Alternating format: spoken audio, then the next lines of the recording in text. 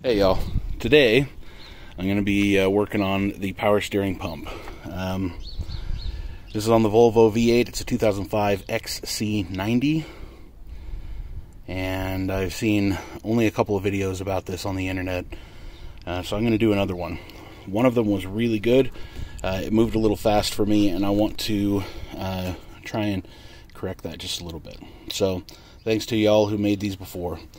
So power steering reservoir is attached to the coolant reservoir, the overflow reservoir. It's easy. It just picks up off of here. You can see the slide connector. There is a hose clamp down under here. There's a hose clamp over here. Those will need to be removed. In order to get to the power steering pump, though, that's under here, this is actually the cutout for the serpentine belt. To get to that, I'm going to have to remove the plastic covers on both front and rear. You can kind of see the rear one right here. It's amazingly difficult to point with your finger when you're not looking at it directly. It's funny. In order to get this back one off comfortably, so that I don't break anything, I'm going to remove my strut brace, which is a bolt there, and a bolt there on the engine mount. I think I'm going to have to remove the plenum, the intake plenum, this beautiful piece of V8 engineering right here. It just makes me giggle every time I see the Volvo and the V8. I don't know why. That's a 6mm Allen wrench, hex key right there.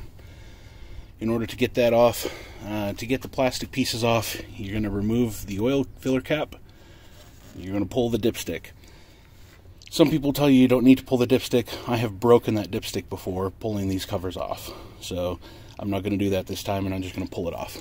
So going to have to remove the hose clamp here and pull the duct off. And then I think I can probably get away with not moving anything else. Flexible hoses and stuff I can move out of the way if I need to. There is a connector back here for the throttle body. May need to disconnect that one. I'm just going to go slow, and we're just going to see what we can come up with.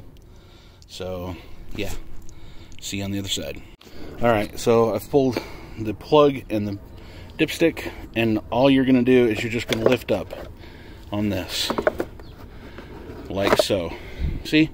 Pulls off, and there's exposure to your coil packs and the valve covers and everything else, but we're just going to do that. I don't know how the back one comes off because I've never actually taken it off, so I guess we'll see. That goes over there for now, and I'll be back. Okay, this bolt for the engine mount is an 18mm. This one is a 17mm, and so is that one over there. So I decided I was going to zip this off with the impact wrench. This is a captive nut that goes on this way, right? So just so you know, don't lose that, and it just falls off when you start running this one. Okay, so I was right, that is a 17mm bolt, but we're not going to take that one off. We're going to take these off. These are 13mm, 13mm bolts. You got 2 on each side. There's no captive nut on the bottom. Well, it is a captive nut. It's actually welded to the mount. So that's going to be a lot easier. And then this whole bar is just going to lift straight up out. You're going to take the fork off of there. The fork is the piece, you know, that sits like this around the motor mount. Okay, these bolts are off. Like I said, it's just going to lift straight up out like this. And there it is. Okay, moving around to the rear of the engine, this should just pull up just like the front one did. So I'm just going to grab this right here with my hand, and I'm going to lift straight up. Move over here to the other side. Careful not to destroy the mount for my fog lamps, or my driving lights rather. And just going to pull straight up on this one. Rotate it out just a little bit, and it comes out. So I just rotated it back a little bit, pulled it up. That lip is going to catch back there, and it's done. So I know that on my particular car, somebody was nice enough to break this mount right here. So it attaches right here to the intake manifold, or the intake plenum rather. So you're just gonna kind of wiggle that off like that, right? And this should come up out of here. I probably need to remove this first. Okay, to get that off, I just popped this reservoir off. It just slides in here, so it just lifts straight up. And then just wiggled that off to the side like this. Hoses can bend and flex so that I can get this off. That's actually the power steering pump. You can see mine is all covered in goo. Well, grease and road grime. I know that there are 3, I think, 12mm bolts. You can see 2 of them there. There should be another one down over here on the bottom. And once I get the serpentine belt off, I need to rotate that pulley so that those access holes line up with the bolts and I can pull them off. I also know that there's a bolt on the back side here, over here, that I am for sure gonna have to remove the intake plenum. I was hoping I didn't have to do that. So, but looks like I am. I'm gonna have to remove this connector for sure. Alright, I'm gonna go ahead and bust those loose and I'll see you on the other side then, right? Yep, looks like there are 8 per side. 8 bolts per side. We'll get those done. Okay, so I lied.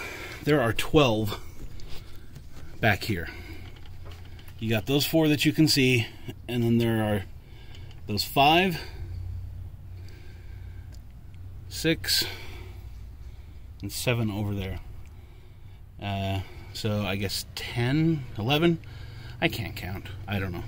There may be one more that I'm not seeing because 10 seems like, or 11 seems like a weird number. 11.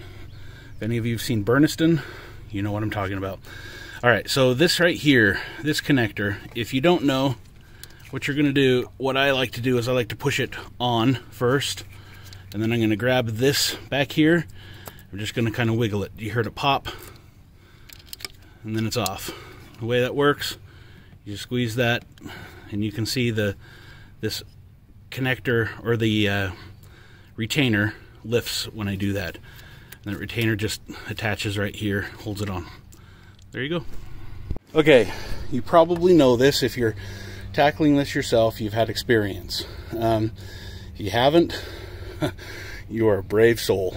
In any event, the experience that I'm talking about is that back there is a deep, dark abyss of terror. Ask me how I know. Go ahead. Ask me. Ask me. Alright, I got the duct off. It's over there. Yeah, got the duct off. So now, I think all we gotta do is gently pry this up. I don't know. Can't do it with one hand. As big as it is, can't do it.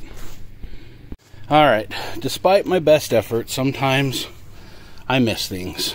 This bolt right here, I'm gonna come back in here so you can see there's the engine. We're gonna come right over here on the side.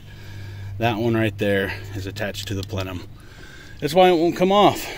So, anyway, on a side note, I may have to cut my my experience short today. Yeah, there's some blue sky over there. We'll see what happens. So that you know, in Salt Lake Valley, storms move that way. From over there to over there. By the way, I forgot to tell you, this is a 10mm bolt. Good luck getting a ratchet on it. I have my ratcheting box end that I'm going to put at an angle, and hopefully that'll do it. We'll see. Yeah, I told you. Rain comes that way. Right over to me. So, I'm done for today, I guess. Closed up everything. Can't afford to have water in my intake. It's a beautiful car.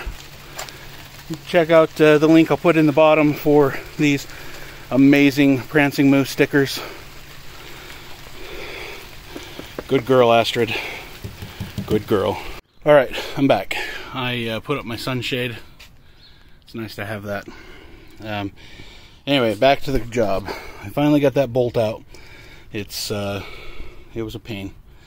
Got it though. So let's see if we can get this plenum off, shall we? Yep. Okay, finally got the intake plenum off from the front of the car, moving around to the side. There's this hose that's connected. This hose that's connected, it goes here. And this hose goes here. There's also a hose that goes underneath the intake right there, and it attaches right there. So don't forget that. Be careful you don't knock dirt down your intake runners. It's not good.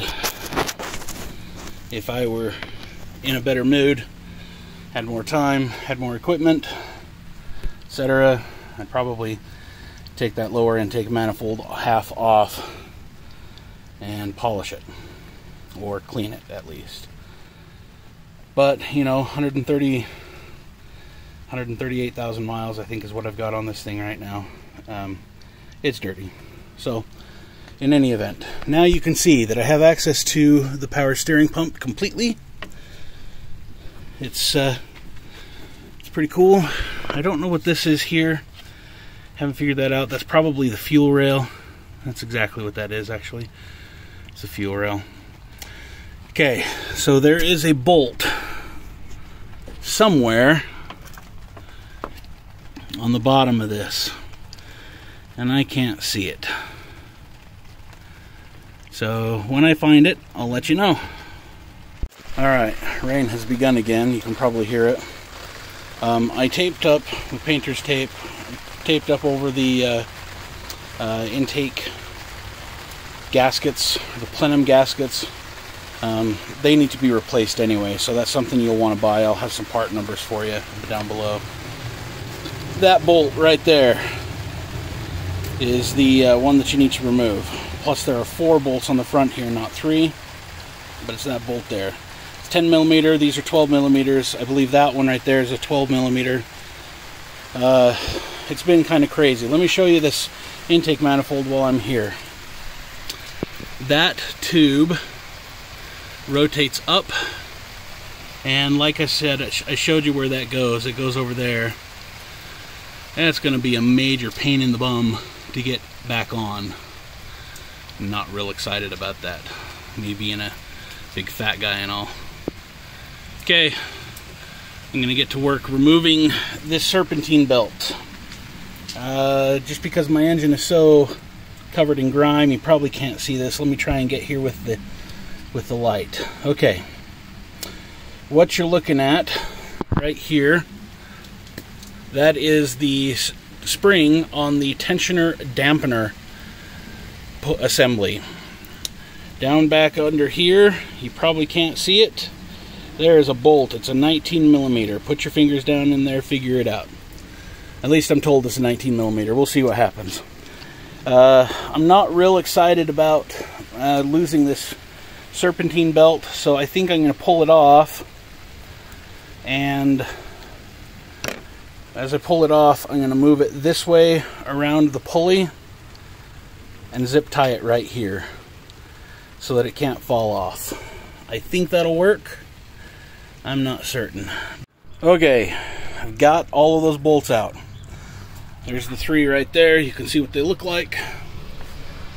I've got my 10 millimeter socket still on here. I'm going to leave it there because I'm going to show you that this whole thing just lifts straight up out of this bracket. Just like that. See? Pretty cool, huh? That bolt is probably going to fall out of there. So watch out. Okay, progress update. I've got the old one out. You'll want to loosen this bolt, which holds your pressure line, before you take it out of the slot, before you lift it up out like I showed you. My new power steering pump has this bolt, or has this connector already on it, so you really don't need to loosen this one. I'm debating whether or not I'm going to change it anyway, because I apparently bought a cheap one, and And this is a 13mm bolt, not a 12. The lock washer underneath it, I don't know. It's probably fine. I feel it's little Mickey Mouse. I'm not sure. You can also see that these are different here. This bolt is different from this bolt, right? You can see that there's a shank on it, threaded shoulder, or a shank, yeah. Anyway, so I've loosened those two bolts on the bottom that hold that bracket in. We're going to try and fit it over here onto this one first. And then my idea, what I'm going to do, is I'm going to take the pressure line off and put it directly onto this one. And then I'm going to take this supply line and put it directly back on here. That way I'd have a minimum loss of fluid, should have a minimum amount of bleeding to do to the power steering system afterwards. And then I can put this one right down in place, start buttoning it back up together. We'll see how it goes. Alright, I was successful. Pressure line's on, supply line's on. It's all tightened down. I dropped one of the bolts down in the bottom. So, you remember those two bolts that I was taking out that said didn't look right? Yeah, well, they are exactly the same as go in the front of the thing. So, I lucked out in any event. Now what I got to do is I'm going to go get my son. He's going to come out here and he's going to help me put this serpentine belt back on, because I don't think there's any way I'm going to do it by myself. So, updates later. Okay, a lot of work has been done since last time I filmed. Let me show you around. The boy's been out here helping me. Thank you, Connor. So, intake plenum is attached over here to the PCV. That's this round looking thing right here, this disc. It's got two 10, I don't remember, 10mm bolts. These two right here, that one, 10mm. They go right in there. You undo that, and this PCV slides right out of the valve cover, just like that. Makes it so much easier. That's what was sticking my, that was the hose that I was showing you on the other side. That's what was making it all stick together. So, you have to undo this line. You undo those two screws. You pull that PCV out of the valve cover. Everything's much easier. Don't do what this guy did and be an idiot. Alright, I'm going to give you a little bit of a pro tip that I thought of. I'm sure a lot of you also thought of this. This bolt right here that was such a pain that kept my plenum on, it's difficult to get this screw in, so I'm going to use a little magnet. And we're going to just push it right down in there like that. And this is difficult to do with one hand. Now that that bolt is seated, now we'll just have to get it to start, and it's going to be difficult but manageable. I'm starting to feed all the rest of the bolts in for this cover. The torque spec for this is 14 pound-feet, or 168 inch-pounds. I've always wondered why pound-feet and inch-pounds. I don't know. Some people say foot-pounds, but that's not how it's written. It's written pound-feet. So, whatever. Alright, a couple things that I forgot to mention as I'm putting this together. So, this over here, this PCV, is not visible unless you've removed the engine mount that's right here. You remember the thing that we took off for the strut brace? Well, it bolts in right there. You can see those bolt holes, right? There are 4 of them, actually. 1, 2, 3, and then there's one back there. There. 1, 2, 3, 4. Anyway, so you got to pull that engine mount off in order to get to that PCV. This is what the engine mount looks like, right? Sits down in there like that. It's going to cover it all. Anyway, that's what I'm doing. Also, a couple things that I forgot to say. Obviously, I talked about torque spec. Sorry, I got the hiccups. I don't know whether or not to treat each half, that half, and that half as separate torques, or if I'm going to be torquing the whole thing down together. But what I'm going to do is I'm going to treat it like a valve cover gasket, a valve cover rather, and I'm going to start in the middle and then go outside like that all the way across. So I'm not sure whether to treat it like a one piece or to treat each side separately for the gaskets. Can't find any info online. I'm just not sure. I don't know. Whatever. So let's talk about torque wrenches just for a second. This is a click style torque wrench. You can see here that it's graduated into 20, 50, 90, etc. all the way up to the top, up to 200. I guess I better talk loud because holy crap, I'm getting soaked. Alright, so you loosen the end of this thing here and you twist this wrench and it tightens it up. So you can see that the 0 is lined up with the 20. Means it's at 20 inch-pounds. So what I'm going to do is I'm going to try and hold this while I do this with one hand, which I can't do. In any event, you twist it this way until the 0 comes up again, and now you can see that it's at 30. And you do that till you get to 168. And that's what I'm going to do. I'll show you when it's done. Alright, so let me show you what this looks like then. So 160 is right there, and I've gone past it so that the 8 is on the center line here. That's 168. Now you know. Okay, so I've tightened this one down. By the way, I decided to do this as two separate gaskets instead of one. So I'm going to tighten this one first, and then I'm going to do that one. So I've got it set correctly, and I'm just going to move this. Listen. That means it's tight. So then I go to the next one, right? And I'm just going to tighten this up. Switch hands here.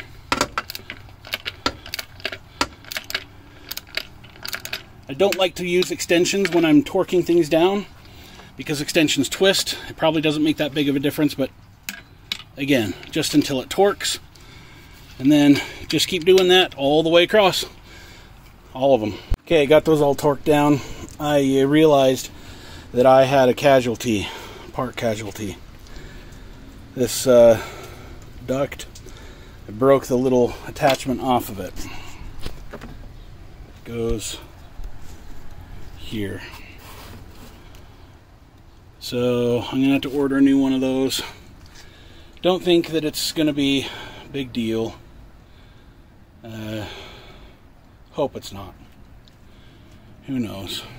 I haven't chased this to see exactly where it goes, but it looks to me like it just loops back over here to the intake. So if it's vacuum, you know, it's gonna be okay, but I guess we'll see, right? Alright, y'all, so it's just about back together. If you decide to do like I did and remove that strut support, pay attention that these sides are slotted. See that? It's a slot. And you can see where the screw was. It should self-center, you know, the bolt rather, it should self-center. But the other side is not slotted. So you want to put that, you want to start that side first and then start this side. You always want to get the bolts, you know, 1 or 2 threads in the hole just to make sure that everything is sitting right before you tighten anything down. Again, I'm probably already saying stuff that you know, but it's for my benefit as well. So, show you how it works when we're done. Alright, so I have done everything I can to make sure that everything's back on here. I removed those are back. I removed power steering pump, that's all connected. I removed the plenum, that's back on, everything's torqued. I removed the strut brace. That one's back on. Everything's all put down together.